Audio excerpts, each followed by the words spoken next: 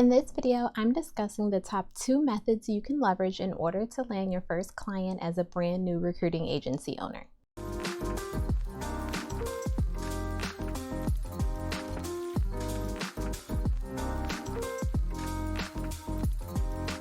Hey, what's up YouTube? It's Natasha, the business recruiter. Welcome back to my channel. If you are not subscribed already, then I encourage you to go down below, hit that subscribe button as well as that bell so that you can get notified of all of my new videos that drop each week.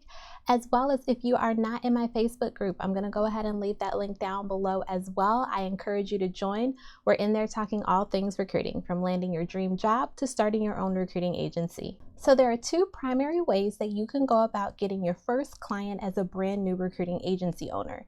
And those 2 ways are leveraging your network or cold emailing. The truth is that leveraging your sphere of influence is going to be the easiest way for you to go about getting your first client. Because honestly, everybody knows somebody who knows somebody who knows somebody. So even if you think that your sphere of influence is small, it's probably bigger than what you think. Now, there are a few ways that you can go about doing this. The first is to look at past companies that you work for. Is there anyone who's still within those companies who you can reach out to and connect with, especially those individuals who you had a good rapport with prior to you exiting the company? And it would be even better if that person was a decision maker or a person of influence or power who has the ability to sign a contract. And if they're not a decision maker or a person of influence, then that's still okay. Leverage that connection or that contact in order to be able to get the name and contact information for the person who is a decision maker. Now, the other way that you can go about leveraging your network is to actually leverage LinkedIn. Whether you have 50 connections or less, or over 1,000 connections, LinkedIn still serves as a great way for you to be able to connect with decision makers. Now, keep in mind that your LinkedIn profile has to be on point.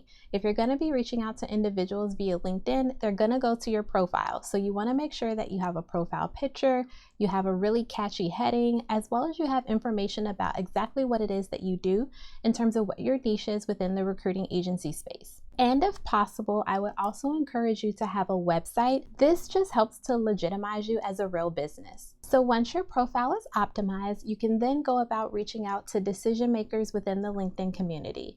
Now, you can leverage LinkedIn products such as Sales Navigator or Recruiter Lite in order to be able to connect with those individuals. And you also want to be sure that you're reaching out to individuals who are within your niche. Now, Sales Navigator and Recruiter Lite are not free products, but they are helpful for you in terms of you being able to connect with those individuals who have influence to be able to sign a contract and get that in place. Now, my last recommendation in regards to leveraging your network is actually to reach out to friends and family. If you're comfortable enough, then those friends and family connections could be helpful for you in terms of being able to connect to decision makers within the companies that they work for. And even if it's not within the companies that they are currently working at, they potentially could know someone within their network who is looking for the services that you offer, and you might be able to make a connection there. Do not underestimate the power of word of mouth. Honestly, word of mouth is what has helped my business to be so successful. Now, the second option for you is to leverage cold emailing. And essentially what that is you reaching out to individuals who you feel are in a position where they need your services, and you're hoping that they will reply back and you'll be able to get them on a phone call. Now, ideally, cold emailing should be targeted towards companies that are actually hiring, and the easiest way for you to determine this is to take a look at job boards such as LinkedIn or Indeed. Once you've found a position within your niche that you're looking to fill, you can then look up the company on LinkedIn. When you're looking up the company on LinkedIn, you're going to want to go to their company page where it actually lists the employees that work there.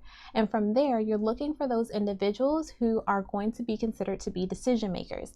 Now, this is not going to be your senior manager or your district manager. These are going to be individuals who can actually sign a contract and put it in place. So you're looking for the CEO, you're looking for vice presidents, you're looking for individuals who have top titles, who have influence within the company. Now, once you find those individuals, you can either send them a LinkedIn message or you can send them a cold email. But in order for you to send the email, you have to have their email address, right? And usually this is not public information. So you're going to want to leverage a third-party browser extension such as LeadJet or Scrap in order to be able to get those email addresses. And once you have the email address, you can then go ahead and reach out to your prospective client. And remember, the secret to cold emailing and it actually working and serving as a success for you is going to be the follow-up. You're going to want to follow up multiple times, up to 10 times if needed, in order to get a reply. Because honestly, they may not reply on the first, second, third, fourth, or even fifth try.